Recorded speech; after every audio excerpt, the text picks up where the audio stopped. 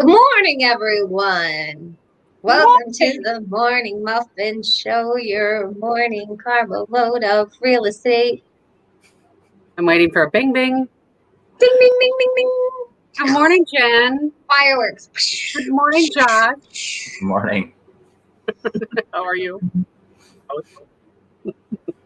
Well, let's do some introductions. I'm Lisa Wickman. I'm Jennifer Godis. I'm Josh Standley. We have a special guest, Josh Standley, from what is the name of your company again? DKK? DKK Accounting. DKK Accounting. So Josh is back for round 2 of talking about entities. Business Okay, entities. you guys. Well, hold on a second. We got to have some energy here. This is like, Okay, everybody stand up, do your thing. Okay, so. Oh my goodness gracious. Ooh. That would be my coach. But I told him 10 o'clock Central, not 9 o'clock Central. Okay, guys. We have an amazing day today. We're talking about financial entities. Okay, I see there's 2 people watching right now. You guys, do you know what financial entities are? You know, we're talking about like LLC, sole proprietor, S Corp. There's like a cajillion of them. But okay, Josh, this is your favorite topic and your specialty. Tell us why. I love working with small business owners, helping them minimize tax, make better decisions, and create better businesses. And so that's my passion. We do individuals and other stuff too, but this is the favorite thing for me. So. Okay. And we were talking a little bit before. I'm pulling up my questions that I sent to you. Please excuse me while I roll my head around a little bit. Why aren't they showing up? Did I do not know. Maybe I sent them to you under here. You sent them in an email, Jen. I know I did. I'm looking at my email. I have. So one of the questions was. There we go. There you go. Are you putting it on? Yes. Well, hold on. Okay. I like to talk about first things first. And I know I was talking to Josh and he's like, well, they do other things first because Josh is very like politically minded as well. But so am I, but I'm a little on the other side of being politically minded. But I like to talk about the 1%, right? Like a lot of our viewers aren't like the 1%, but they are. I'm sorry, I'm just moving it over so I can see your faces.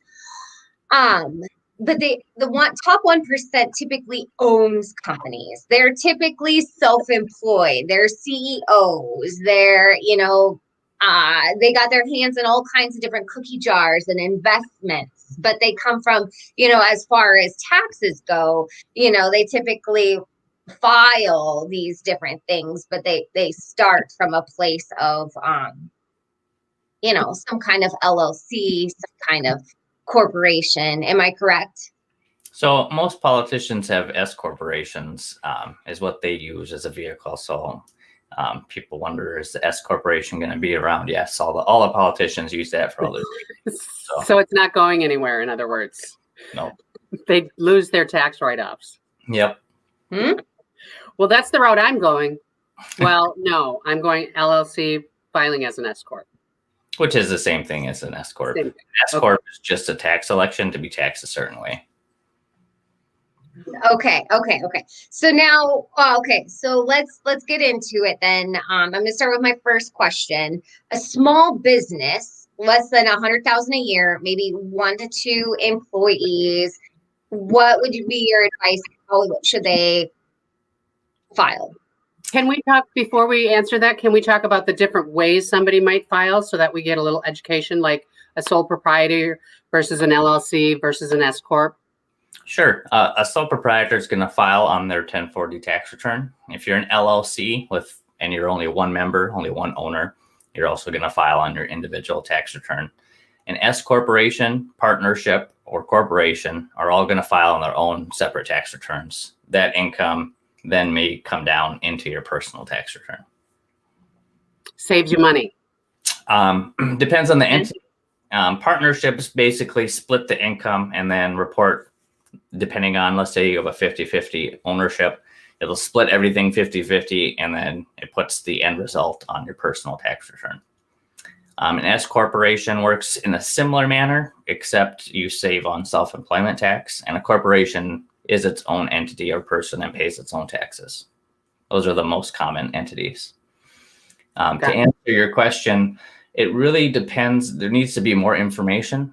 Two people can both make $100,000, have 1 to 2 employees, but operate the business completely different. And so I always look at it from an operational standpoint. How do they operate and manage their finances? If they're not separating business and personal expenses, I don't recommend them to get into anything more complicated, because you first have to, crawl before you walk, before you run. And so it also depends on income is a factor, but it also depends on how aggressive you want to be with it. Because if you want to move to an S corporation, you have to pay yourself what's called a reasonable wage. So you pay yourself like you would pay an employee. And that has to be enough that's considered reasonable, which is a very gray area. And there's different methods to determine reasonable compensation, which is a whole topic unto itself. But hopefully that. Especially in real estate, when I see people that are self-employed and they're not paying themselves enough, I'm like, you're never going to qualify for a house like this. Like, come on, guys. I know people who charge or pay themselves like less than $30,000 a year as an S corp in real estate. We know they're making a little more than that. It's always a hard thing. I mean, you have to show income and pay tax and then qualify, or not pay tax, don't show income. Whereas you got to find the balance. So. Okay. Thank you so much, because I get some weird questions all the time. Mostly so that small business question comes from, say there's somebody that decides to do a multi-marketing type of business, whether it's Scentsy or shampoo, makeup, you know what I'm talking about, right? Okay. And they, they're trying to make it really big, and they start asking me tax questions, and I'm like, I don't know, but I do know somebody that does. What would you recommend their first steps being? I don't think, if they're just getting into it, you might want to start as a sole proprietorship. You don't really have to do anything. If it does start becoming successful, then you might want to talk to a lawyer, because legal and tax are two different things. With accounting, we can give you advice as far as tax and how to operate it correctly. But if you're looking for legal protection, only a lawyer can give you that advice. However, on that note, once you start making more money, you might want to move to an LLC, because that puts you in a position to eventually maybe transition into an S corporation later. Hopefully it is giving you that liability protection if you follow a lawyer's advice. So. I love that you say that. So there's an article, you guys, that came out in October after Trump's tax returns were released. And it was in Forbes magazine, and they talked about, if you make $1 million and you only want to pay $750 in taxes, hire 2 people. Number 1, a tax lawyer, and number 2, a CPA. So it's so important. A tax lawyer, absolutely. I suppose. You need to know the laws. A certain subset of lawyers. Another thing that people don't realize is you can also hire an enrolled agent. A CPA, about 15% of the test of being a CPA is tax, or an EA is an enrolled agent licensed by the federal government. CPA is licensed by the state. Not that one is better than the other, but an EA actually has way more focus in tax. Some CPAs dedicate their career to tax too. So it's just something to be aware of. So what are you? I'm an EA, ABA. Oh, wait, hold on. You got a little something on your shoulder. Hold on. Let me get that for you. Okay. Yeah. So you said EA, ABA. Yeah. Explain, please. So EA stands for enrolled agent. It's been around since like 1915, or even way before the CPA ever existed. And then an ABA is an accredited business accountant / advisor. So basically with the EA ABA, it's similar to me being a CPA. The only thing I don't do is tell a bank, yep, these financials are correct, which small business don't In need. other words, you're super smart when it comes to numbers and Oh, everything. that's a matter of opinion, I guess. You can give yourself some credit. All right. So, when's the best time of year to upgrade? Say I'm really getting super busy. It's July. Let's say it's like mid-year, and I'm like, oh my gosh, I'm so busy. I don't have time to do this. But if I keep going at this pace, when is the best time to switch over? Should I do it mid-year? Should I wait till the end of the year? Should I start at the beginning? When is the time when I need to go from, like, say, a sole proprietor to an LLC? It depends on your situation. So a sole proprietor and LLC, for tax purposes, it's irrelevant. They're like the same thing. The IRS just ignores that you have an LLC. So, that makes no difference. Usually when it comes to switching entities, I like a clean year because then the whole year is of that entity. So it might make sense to finish as a sole proprietor and then start January 1st as the LLC because you'll have to get new bank accounts and other things. And as far as, when's a good time to talk to an accountant, it's probably yesterday. Once the year is over, there's not much that can be done. The year's done. You can't change the past. So if you're thinking you might need to talk to a tax professional, do so before tax season because we get super busy. That's so true. Okay, so I need to hire employees. Would it be best to hire a bookkeeper first? Oh, that's a hard one. I know, because I feel like people, they hire a bookkeeper like down the road when things start to get too messy for them. But I feel like it would have been better to hire them like before it got to that point, right? Two thoughts on that. One is it's always going to be more expensive to clean up a mess than it is to do it right from the beginning. So it's probably cheaper to hire a bookkeeper before you get too busy on stuff.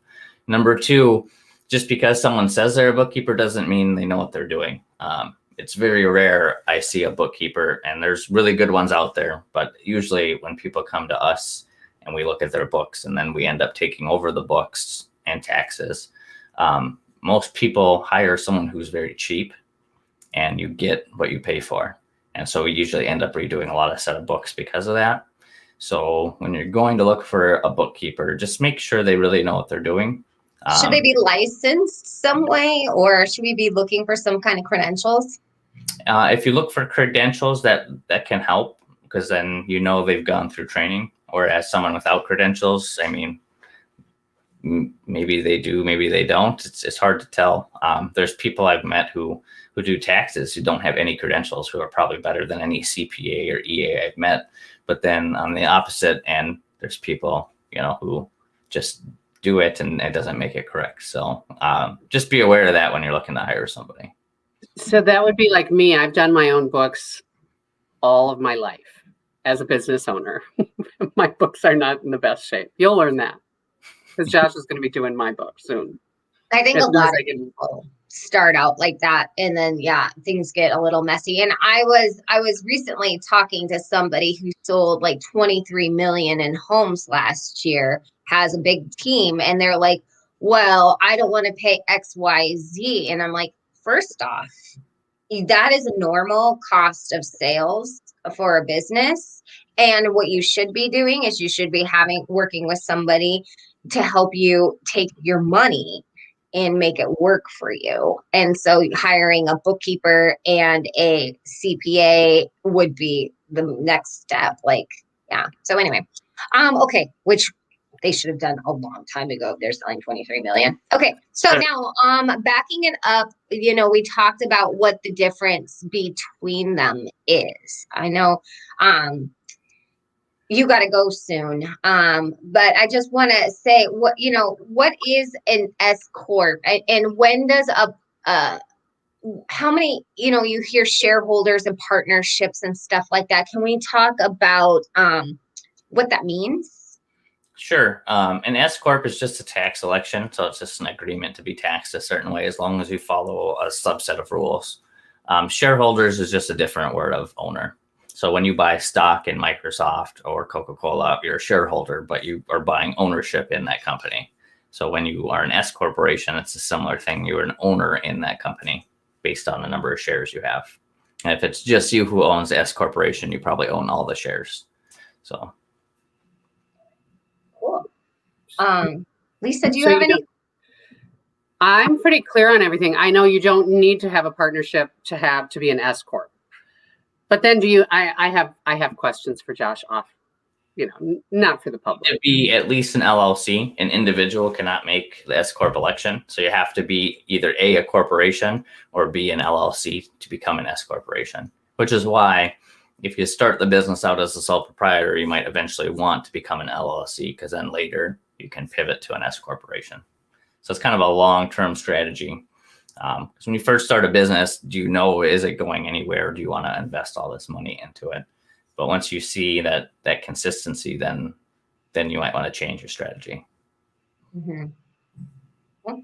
And I love this.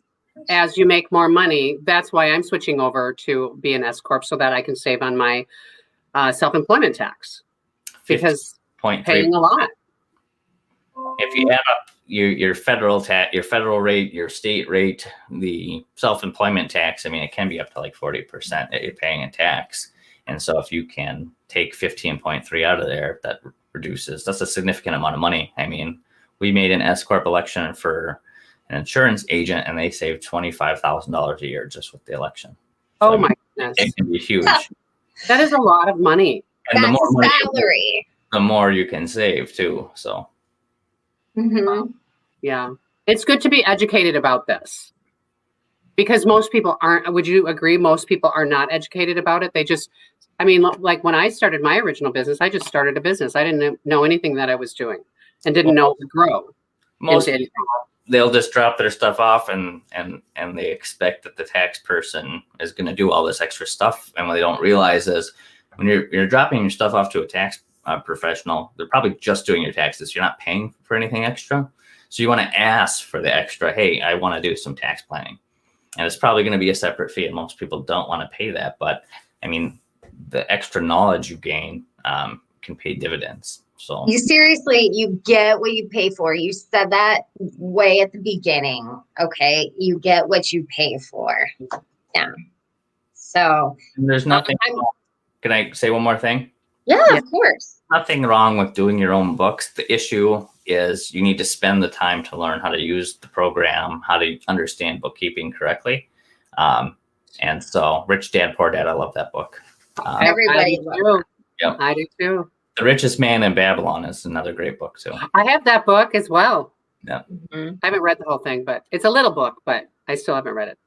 But awesome, Glenn. Hi, how are you, Glenn? Good to see you again. I love this. Okay, thanks guys for commenting. I went ahead and I put that article in Forbes magazine in the comments as well. You can see it here. We're running out of time though, Josh. Thank you so much. You are coming back in 2 weeks on the 12th to talk about itemization. Sounds good. Okay. Thanks for coming, Josh. I'll be in touch soon. Thanks, guys. Have a great day, everybody. Bye.